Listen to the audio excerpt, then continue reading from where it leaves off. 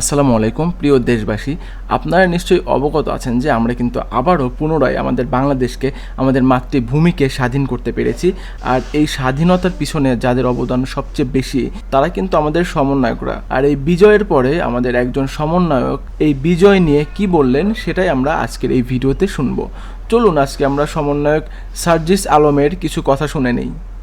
প্রিয় দেশবাসী, আজকে আপনাদের এই গণবিপ্লব, এই অভ্যুত্থানের মাধ্যমে পুরো বাংলাদেশে যেটি হয়েছে সেটি হচ্ছে বাংলাদেশকে সামনে নিয়ে যাওয়ার বা বিজয়ের একটি প্রাথমিক ধাপ। এর কিন্তু আরো অনেকগুলো ধাপ রয়েছে।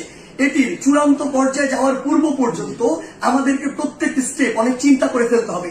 আপনারা মনে রাখবেন, যারা আজকে পরাজিত হয়ে চলে গিয়েছে তারা কখনো একদিনের মধ্যে পুরো বাংলাদেশ থেকে শেষ হয়ে যাবে না। তাদের বিষ দাঁত দিয়ে তারা সর্বশেষ আরেকটি আমাদের যে ছবল সেটি দেওয়ার চেষ্টা করবে, কিন্তু আমরা সেটি আসলে হতে দিব না। আপনাদের একটি জিনিস মনে রাখতে হবে যে পুরো বাংলাদেশের যে সংখ্যালঘু ভাই বোনেরা রয়েছে তাদেরকে নিরাপত্তা দেওয়ার আপনাদের দায়িত্ব নিতে হবে। তাদেরকে যেন কেউ স্পর্শ না করতে পারে, এটি দিয়ে কোনো ইস্যু যেন তৈরি না করতে পারে। আরেকটি গুরুত্বপূর্ণ বিষয় আপনাদের মনে রাখতে হবে, সেটি হচ্ছে পুরো বাংলাদেশ, এই যে সম্পদগুলো রয়েছে এগুলো কিন্তু আমাদের সম্পদ, জনগণের ট্যাক্সের টাকায় গড়া এই সম্পদগুলো, এগুলো যেন আমরা বিনষ্ট না করি, কোথাও যেন জ্বালাও পুরাও ভাঙচুরে এই বিষয়গুলো আমরা না চালাই।